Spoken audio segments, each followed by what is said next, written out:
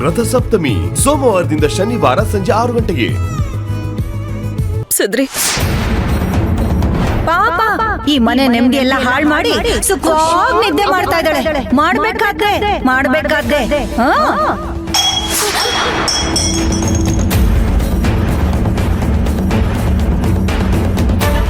ನನಗೆಷ್ಟು ನೋವಾಯ್ತು. ಆ ಕ್ಷಣಕ್ಕೆ ನನ್ನ ಹೊಡಿಲಿಲ್ಲ ನೀವು. ಏನಂದ್ರಿ? ನಾನ್ ಗಾಜು. ಆದ್ರೆ ನೀನು ಬರೀ ಗಾಜು.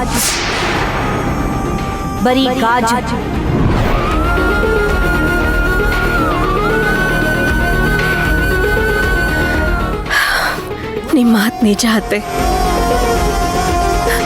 ಗಾಜಿನಂತೆ ಇರೋ ಈ ಮನ್ಸು ಒಡ್ದೋಯ್ತು. ನಿಮ್ಮ ಮಾತು ಕೇಳಿದ ಕ್ಷಣ ಪ್ರಾಣನೇ ಬಿಟ್ಬಿಡ್ಬೇಕು ಅಂತ ಅನ್ನಿಸ್ತು. ಕೇಳ್ದೆ ಮನೆ ಬಿಟ್ಟು ಹೋಗ್ಬೇಕು ಅಂತ ತೀರ್ಮಾನ ಮಾಡಿದೆ. ಆ ರೀತಿ ಮಾಡಿದ್ರೆ ನನ್ನ ಮೇಲ್ ಬಂದಿರೋ ಅಪವಾದ ಹಾಗೆ ಉಳ್ಕೊಳ್ಳುತ್ತೆ. ಅದನ್ನ ಬಗೆಹರಿಸ್ಬೇಕು ಅಂತಾನೆ ನಾನಿರೋದು.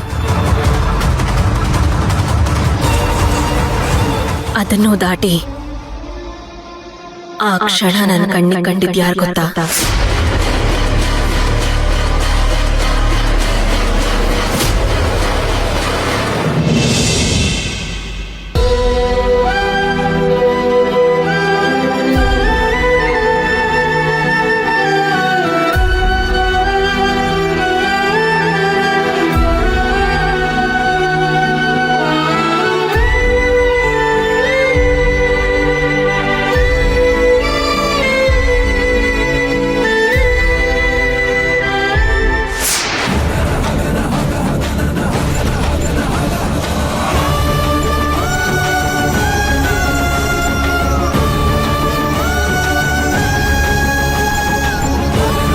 ನಾನ್ ಏನ್ ಮಾಡಿದ್ರು ನಿನ್ ಕೋಪನೇ ಬರಲ್ವಾ?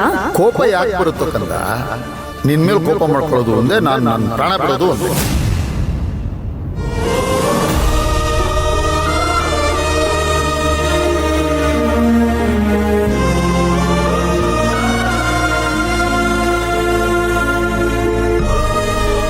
ಯಾಕಮ್ಮ ಕಣ್ಮುಚ್ಕೊಂಡು ಧ್ಯಾನ ಮಾಡ್ತಿದ್ಯಾ? ನಾನೀಗೇನ್ ಮಾಡ್ಲಿ? ಕೂಗಾಡ್ದೆ, ಕಿರ್ಚಾಡ್ದೆ, ಕಷ್ಟಗಳನ್ನ ಹೇಳ್ಕೊಂಡೆ, ಆತ್ಮಹತ್ಯೆಗೂ ಪ್ರಯತ್ನ ಪಟ್ಟೆ. ಆದ್ರೆ ಏನೂ ಆಗ್ತಾ ಇಲ್ವಲ್ಲ. ಹೇಗಾದ್ರೂ ಇಲ್ಲಿಂದ ಹೋಗ್ಬೇಕು, ನಮ್ಮವ್ರ ಜೊತೆ ಸೇರ್ಕೋಬೇಕು. ಆದ್ರೆ ಅದು ಹೇಗೆ ಅಂತಾನೆ ಗೊತ್ತಾಗ್ತಿಲ್ಲ. ನಿಮ್ಮ ಅವಸ್ಥೆ ನೋಡಿದ್ರೆ ನನಗೆ ಕಷ್ಟ ಆಗ್ತಿದೆ ಅಮ್ಮ. ನಿಮ್ಗೆ ಸಹಾಯ ಮಾಡಬೇಕು ಅಂತ ನನಗೂ ಆಸೆ. ಆದ್ರೆ ಏನೋ ಒಂಥರ ಭಯ ಕಣಮ್ಮ. ನೀವು ನನಗ್ ಸಹಾಯ ಮಾಡ್ತೀರಾ? ಹೌದಮ್ಮ.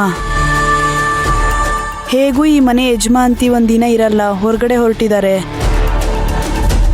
ಆವಾಗ ನೀನು ನನ್ನ ಕೈಕಾಲು ಕಟ್ಟಾಕಿ ಬಾಯಿಗೆ ಬಟ್ಟೆ ತುರ್ಕಿ ಹೊರಟ್ಬಿಡು. ಅವ್ರು ಬಂದು ಕೇಳಿದ್ರೆ ನಾನು ಏನಾದರೂ ಹೇಳ್ಕೋತೀನಿ. ಅಕ್ಕ, ಇದೆಲ್ಲ ಹೇಗ್ ಸಾಧ್ಯ? ಅವರೆಲ್ಲ ಯಾರು ಇರಲ್ವಾ? ಹೇಳದ್ನಲ್ಲಮ್ಮ, ಅವ್ರು ಕೋರ್ಟಿಗೆ ಹೋಗ್ತಾರೆ ಅಂತ. ಅವ್ರು ಹೋಗ್ತಿದ್ದಂಗೆ ಇವರಿಬ್ರು ಎಲ್ಲಾದ್ರೂ ಹೊರಗಡೆ ಹೊರಟೋಗ್ತಾರೆ. ಮನೇಲಿ ನಾನು ಒಬ್ಳೇ ಇರ್ತೀನಲ್ವಾ. ನಂಗೆ ಹೊಡೆದಂಗೆ ಮಾಡಿ ಕೈಕಾಲು ಕಟ್ಟಾಕಿ ಇನ್ನಿನ್ ತಪ್ಪಿಸ್ಕೊಂಡು ಹೋಗ್ಬಿಡಮ್ಮ. ಅಕ್ಕ, ನೀವ್ ಹೇಳ್ತಿರೋದು ನಿಜ ತಾನೆ? ಅಥವಾ ಯಾರಾದ್ರೂ ಇದನ್ನ ಹೇಳ್ಕೊಡು ಅಂತ ಹೇಳಿದ್ರಾ? ಸತ್ಯವಾಗ್ಲೂ ಹೇಳ್ತಾ ಇದ್ದೀನಿ, ನಾನು ಸುಳ್ಳು ಹೇಳ್ತಾ ಇಲ್ಲಮ್ಮ. ಇವ್ರ ಹತ್ರ ಏನೋ ಅನ್ಕೊಂಡು ಕೆಲ್ಸಕ್ಕೆ ಸೇರ್ಕೊಂಡೆ ಕಣಮ್ಮ. ಇಲ್ಲಿ ಬಂದು ನೋಡಿದ್ರೆ ನೀನ್ ನೋಡಿದ ತಕ್ಷಣ ಹಿಂಸೆ ಶುರು ಆಗ್ಬಿಡ್ತು. ಖಂಡಿತ ನಿಮ್ಮವ್ರನ್ನ ಸೇರಕ್ಕೆ ನಾನು ಸಹಾಯ ಮಾಡ್ತೀನಮ್ಮ.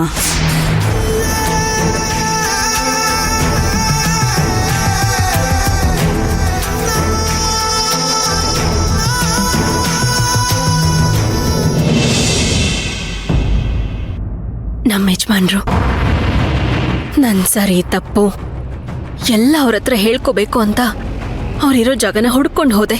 ಅದ್ಕೆ ಅಮ್ಮ ಹೇಳಿದ್ರಲ್ಲ ಎಲ್ಲ ಮುಗ್ದೋಯ್ತು ಅಂತ. ಮತ್ ಯಾಕಿನ್ನೂ ಆ ಥರ ಮಾತಾಡ್ತಾ ಇದ್ದೀರಾ? ಮುಗ್ದೋಗ್ಬಿಡ್ತಿತ್ತು ಸುಕೃತ. ಅವನು ಯಾವನೋ ಗೊತ್ತಿಲ್ಲ. ಅವನಿಗೆ ನನ್ನ ಮೇಲೆ ಏನ್ ದ್ವೇಷನೋ ಗೊತ್ತಿಲ್ಲ. ಅವನು ಕಳ್ಸಿದ್ ಒಂದೇ ಒಂದ್ ಮೆಸೇಜು, ಒಂದ್ ಸೀರೆ, ಅದ್ರೊಳಗಡೆ ಇದ್ದಿದ್ ಒಂದ್ ಲೆಟರು. ಎಲ್ಲರೂ ನಂಬದ್ರಲ್ವಾ? ಅದರಿಂದ ಹೊರಗೆ ಬರೋಕ್ಕೆ ನಾನು ಎಷ್ಟು ಒದ್ದಾಡ್ದೆ. ನಿಮ್ಮೆಲ್ರೂ ಕಾಲು ಹಿಡ್ಕೊಳ್ಳಿಲ್ಲ ಅಷ್ಟೇ, ಬೇಡ್ಕೊಂಡೆ. ಆದ್ರೆ ಯಾರೂ ನನ್ನ ನಂಬಲಿಲ್ಲ. ಆ ಕ್ಷಣ ನನ್ನ ಸಹಾಯಕ್ಕೆ ಅಂತ ಬಂದಿದ್ದು ವೀರಣ್ಣ ಅವರು, ಅರ್ಚನಾ ಇಬ್ರೆ. ಅವ್ರು ಬರ್ದೇ ಇದ್ದಿದ್ರೆ ನನ್ ಗತಿ ಏನಂತೆ. ಅದಕ್ಕೇನೆ ಎಲ್ಲದಕ್ಕೂ ಎಲ್ರಿಗೂ ಒಂದ್ ಪರಿಹಾರ ಹುಡುಕ್ಬೇಕು ಅಂತಾನೆ ತೀರ್ಮಾನ ಮಾಡಿದೆ. ನಾಳೆ ಇನ್ನೇನೋ ನಡೆಯುತ್ತೆ, ಮತ್ತೆ ನೀವು ಅದನ್ನ ನಂಬ್ತೀರಾ. ಆಗ ನೀವೇ ನನ್ ಕುತ್ತಿಗೆ ಹಿಡಿದು ತಳ್ಳೋದು ಚೆನ್ನಾಗಿರಲ್ಲ. ಮಂತ್ರ ಏನ್ ಮಂತ್ರ ಇದೆಲ್ಲ? ನನ್ ಮಾತು ಪೂರ್ತಿ ಆಗಿಲ್ಲ. ಆಫೀಸಲ್ಲಿ ಕೆಲವೊಂದು ಜವಾಬ್ದಾರಿನ ನಾನು ಹೊತ್ಕೊಂಡಿದ್ದೀನಿ. ಅದನ್ನ ಇಳಿಸಿ ಈ ಮಂತ್ರ ಈ ಭೂಮಿಯಿಂದನೇ ಹೊರಟೋಗ್ತಾಳೆ.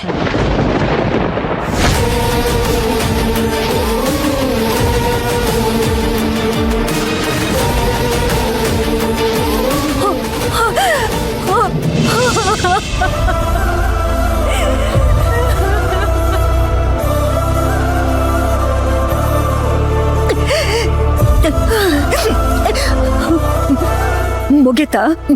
ಮಾತ್ ಮುಗಿಸ್ಬಿಟ್ಯಾ? ನಿನ್ ಮನ್ಸಲ್ಲಿದ್ದ ನೋವನ್ನೆಲ್ಲ ಇಳಿಸ್ಕೊಂಡ್ಬಿಟ್ಯಾ? ನೀನು ಅಪ್ರಂಜಿ ಕಣಮ್ಮ. ಚಿನ್ನನೇ ಅಲ್ವಾ ಪರೀಕ್ಷೆ ಮಾಡೋದು? ಚಿನ್ನನೇ ಅಲ್ವಾ ತಿದ್ದಿ ಆಭರಣ ಆಗೋದು? ಈ ಶಾಂತಿ ನಿವಾಸದ ಕಳ್ಶ ಕಣಮ್ಮ ನೀನು.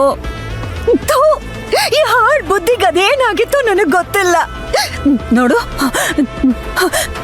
ಇವತ್ತು ನಾನ್ ನಿನಗ್ ಮಾತು ಕೊಡ್ತಾ ಇದ್ದೀನಿ.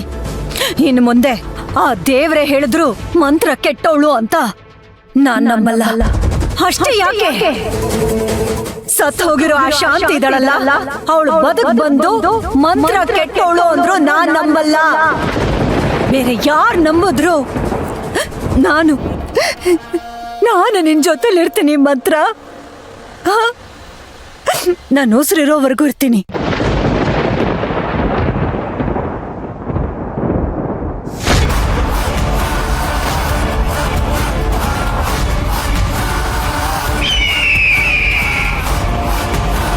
ಒಂದ್ ವೇಳೆ ನೀವು ನಂಬಿದ್ರೆ ಆ ಕ್ಷಣ ಮಂತ್ರನ್ ದೇಹದಲ್ಲಿ ಉಸಿರಿರಲ್ಲ.